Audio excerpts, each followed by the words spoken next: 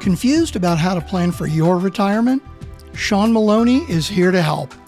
Shawn has created the Retire Happy framework that considers more than just how much you should save. Getting information and tools to preserve your financial future is minutes away. Welcome to the Priority of Retirement with your host, Shawn Maloney.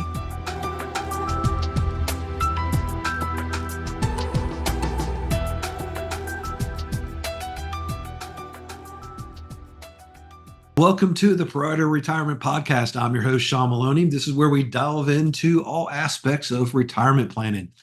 Today, we're going to have a solo cast, which is just going to be me talking about retirement a little bit. We're going to do this from time to time. We've had some great guests on so far, and we have some really good ones coming up for you, so stay tuned. Keep an eye out for us. Download us for your podcast. Follow us. We're also broadcasting this to YouTube as well.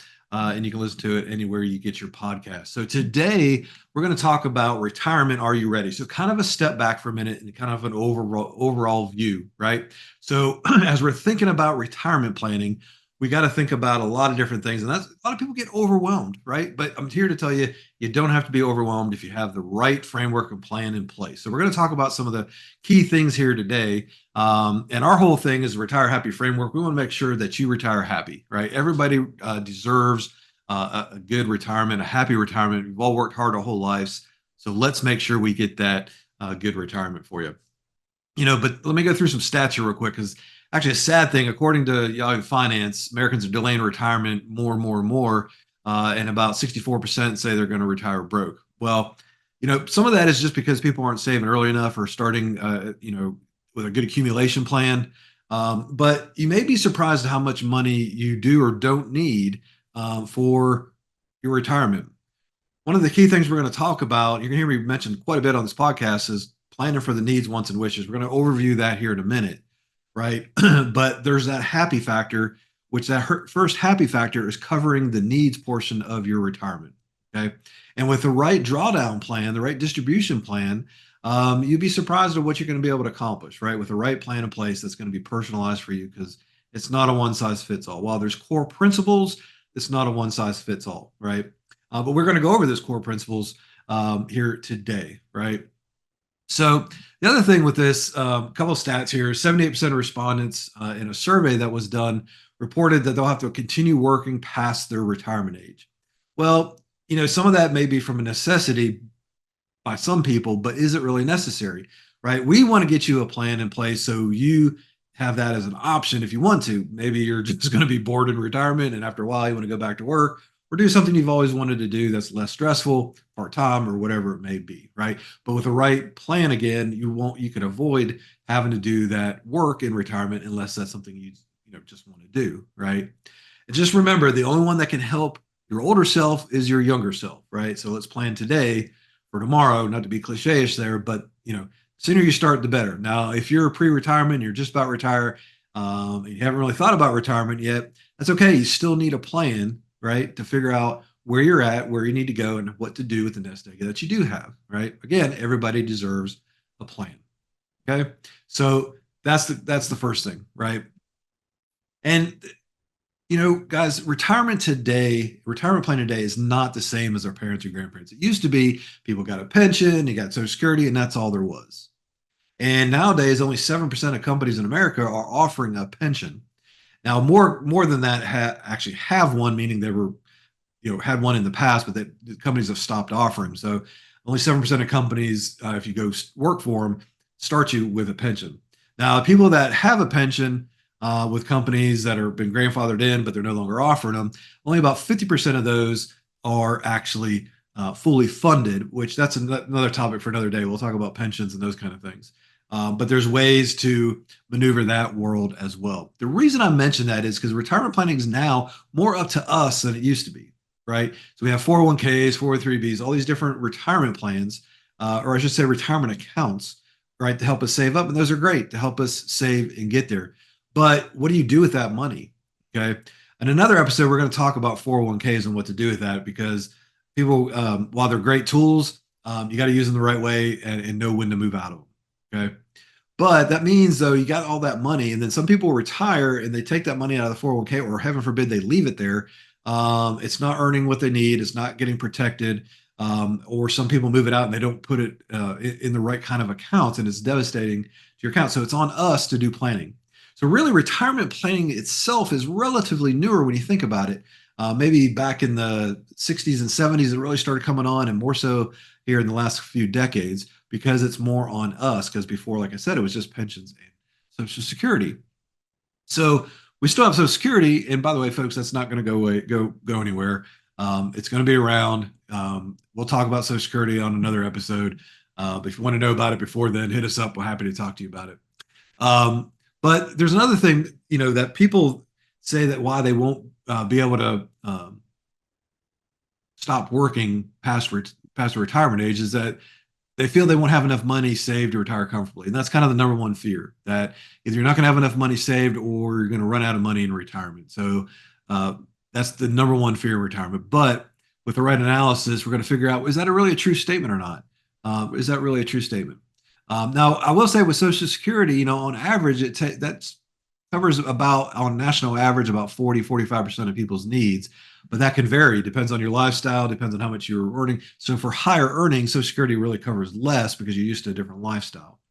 But part of that planning process is you actually go through a Social Security optimization as well. Believe it or not, there's optimized times to file, when and how. And the Social Security office can't tell you how to do that. They can just tell you where to go to actually file it, right? So that's another aspect of it. And then when we step back and look at how much people have saved for retirement, it's kind of shocking based on, America being one of the wealthiest countries in the world, but how much we haven't saved for retirement. So 45% of people have saved next to nothing for retirement. Another 18% have saved less than 10,000. Another 12% have saved less than 50,000. That's over half, over 6% of people that have less than $50,000 saved up for retirement. Now, look, we totally get it. We all have good intentions and life gets in the way. Kids, work, just your everyday life gets in the way, and you may have good intentions to save for retirement, but you find yourself later on in life and you really don't have that much. So for those of you that are younger, I implore you, start earlier because it stretches it out. It means you don't have to be as sacrificial in your savings. You can do a little bit at a time over the course of your working career. The longer you wait, the more you have to play catch up, right?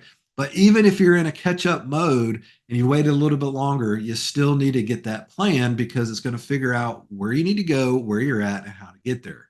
Right? It's very critical, very critical. So there's some key things in retirement. Now, most people say, "Yeah, I have a retirement plan." In fact, there was a Harvard study done, and it surveyed just tens of thousands of people. And when they asked the question, pardon me, do you have a retirement plan? People said, the vast majority said yes. But when they dug in a little bit deeper, they didn't really have a plan. They had an account, right? They had a 401k or a 403b or an IRA. They had an account. Well, just simply having an account is not a plan. And a lot of people and out of that survey, only 10% of people only had a plan that included a drawdown plan. Because once you have that nest egg accumulated, what are you going to do afterwards? You got to recreate that paycheck, right? Your nest egg needs to recreate that paycheck in a safe and protected way, but also still grow at the same time to make your money last, right? So some of the protection helps it last because of the downturns in the market, and you obviously making it grow a little bit more helps it last as well. Everybody's so concentrated on the accumulation phase, which you should be. But that's only a part of the equation, right? You got to have a drawdown plan or distribution plan. Now, when you're planning that, there are 6 main risks that come into play when you're talking about a drawdown plan. Now, we'll spend some time talking about each of these in various episodes, but let me list the 6 different risks out here for you, right? And if you can get rid of these or at least minimize them or mitigate them, that's where a good plan comes into play. So you have market risk, the ebbs and flows of the market. Look at 2000 went down, the average portfolio was down 30%. In 2008, the average portfolio was down 50%. And there was a bunch of ebbs and flows in between there. When we had the bank bailouts and Lehman Brothers fell, the trade towers got hit. There's just a lot of different swings. And when we're in retirement, we can't afford those big dips. We don't have those many cycles of recovery of the market to get through. So we have to protect ourselves. In retirement, you start shifting to a protection and grow mode. That's not an all-out grow mode. A little bit more about that in a minute. Then you have taxation risk. We got to minimize your tax burden as much as possible, right? get you down into a lower tax bracket as much as possible. There's ways to do that. Inflation risk. We've all felt inflation, especially over the last several years.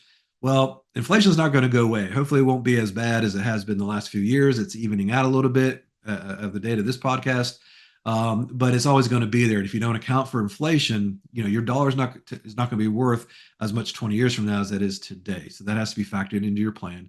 And how do you do that? Withdrawal risk, the rate of how much you're taking out of your account at any one time. I'm here to tell you that if you ever heard of that 4% rule, or hey, I'm just going to take some money out as I need it out of my account, my nest egg, it doesn't work in modern times. It doesn't work in all those bear markets. It doesn't work in those fatal fluctuations and everything's going down at the same time. It's a disaster waiting to happen. Your plan needs to be more detailed than that. But when I say detailed, that doesn't mean complicated. There's an easy framework to go about it. And then two of the biggest risks, sequence of returns risk and longevity risk. Now, I'm going to take the latter one first. Longevity risk is we're all living longer, right? We're going to have quadruple the amount of people reaching the age of 100 here in the next few years. But as a society, we're living longer. So that means we're planning for retirement longer. No longer do we plan for retirement for just 10 or 15 years. We're planning for 20 or 30 years. So that means we got to make our savings last, right? And the sequence of returns risk is one of the most frequent risks in the drawdown phase that people don't know about and hence don't take care of. And it's basically the order of which your returns come in while you're drawing funds out of your account. And that could be devastating if you retire in the down market or you take big hits over the first 5 years is the most critical of your retirement and you're withdrawing money at the same time. It has a magnitude effect on your nest egg. Okay. Now, there's one other one that's the seventh one, really, is healthcare. Because as we get older, we're going to have more healthcare costs and long-term care needs, those kind of things. So a good plan is going to account for and address all these different risks. Okay. Now, I talked earlier about needs, wants, and wishes. So you may have heard, seen commercials or people ask you, what's your retirement number? How much do you need to retire? Put this big number over your head on those commercials.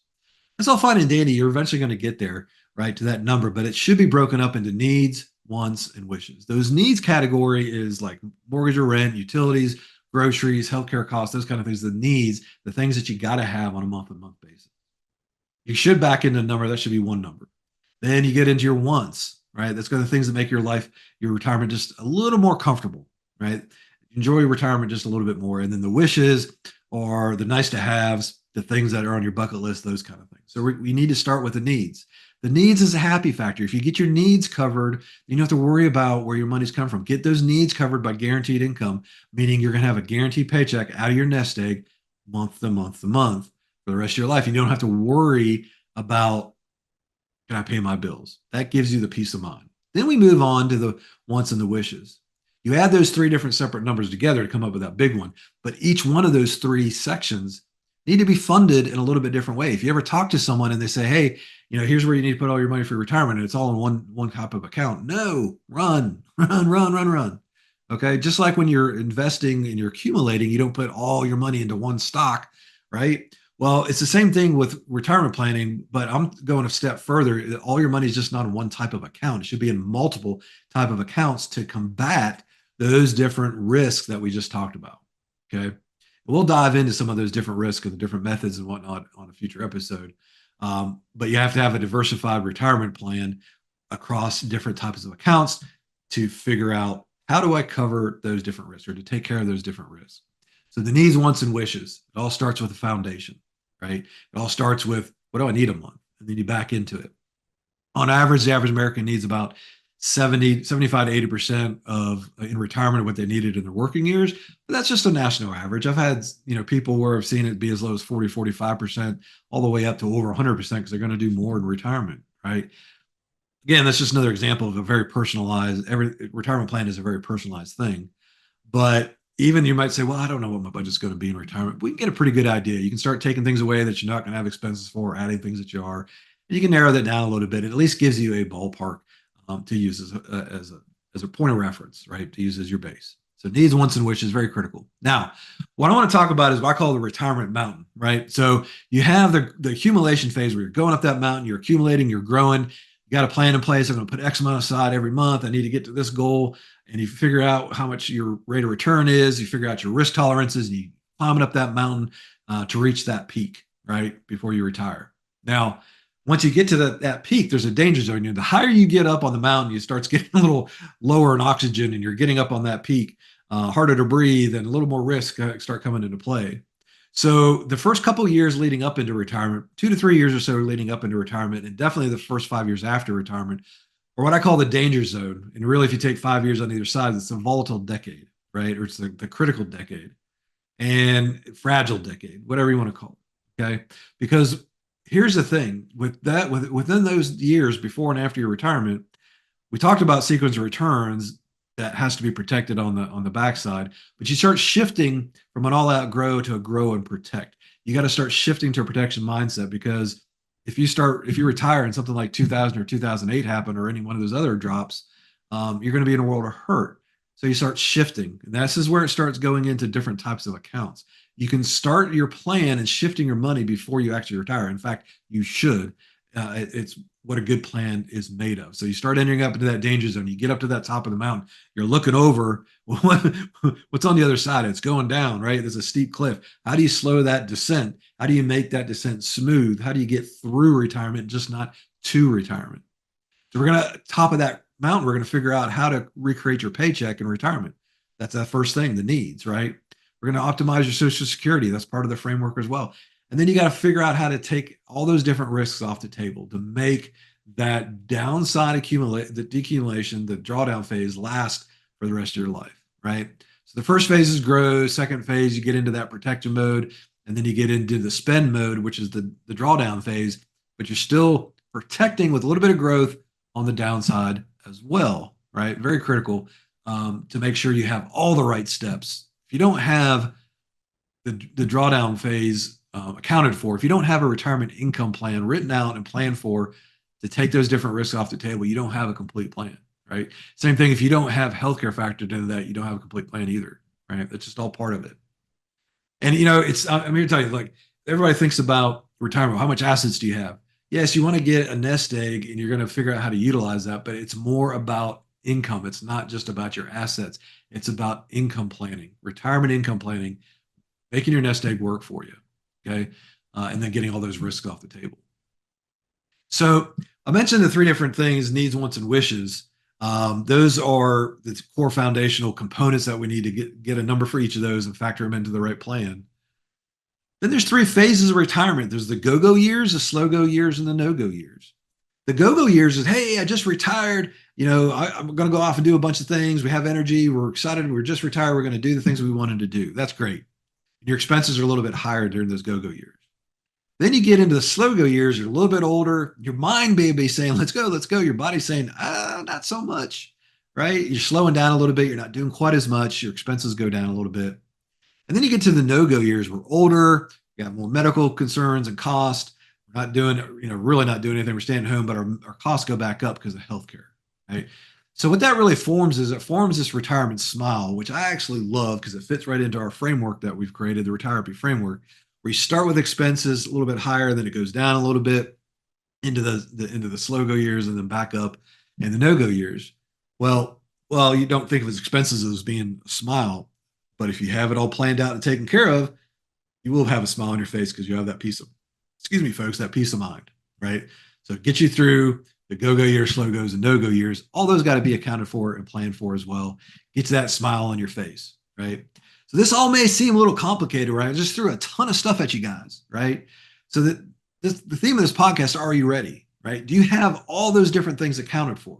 Do you have all those different risks off the table? Do you have your different phases accounted for? Do you have the different types of accounts accounted for? Do you have that protection accounted for, right?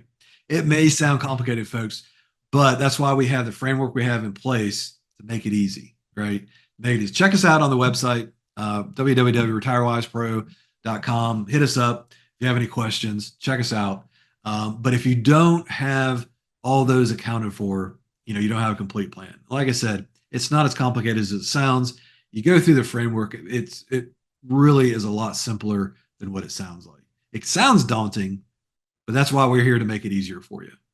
So guys, if you have questions, let us know. I'm really looking forward to diving into all these topics that surround all these different things with retirement planning.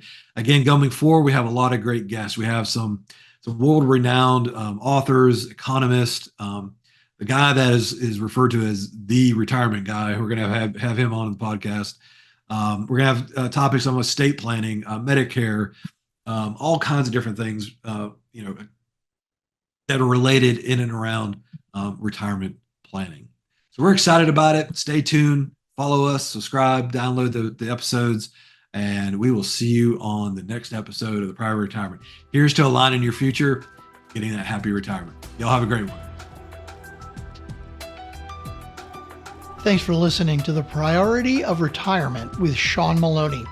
If you enjoyed the show, check out our reviews on Apple Podcasts, Spotify, or wherever you get your podcasts. For more free resources to help with your retirement journey, go to retirewisepro.com or check the link in the show notes. You can also download a free copy of Shawn's book, The Priority of Retirement, or reach out to discuss working with him directly at retirewisepro.com. Thanks for listening. Insurance products offered through the insurance business RetireWise LLC. RetireWise LLC is also an investment advisory practice that offers products and services through AE Wealth Management LLC, AEWM, a registered investment advisor. AEWM does not offer insurance products. The insurance products offered by RetireWise LLC are not subject to investment advisor requirements. Investing involves risk, including the potential loss of principal. Any references to protection, safety, or lifetime income generally refer to fixed insurance products, never securities or investments. Insurance guarantees are backed by the financial strength and claims-paying abilities of the insuring carrier. This podcast intended for informational purposes only. It is not intended to be used as the sole basis for financial decisions, nor should it be construed as advice designed to meet the particular needs of an individual's situation. RetireWise LLC is not permitted to offer, and no statement made during the show shall constitute tax or legal advice. Our firm is not affiliated with or endorsed by the U.S. government or any governmental agency. The information and opinions contained herein provided by third parties have been obtained from sources believed to be reliable, but accuracy and completeness cannot be guaranteed by RetireWise LLC. Guests of the Priority of Retirement are not affiliated with, nor do they endorse Shawn Maloney or RetireWise LLC.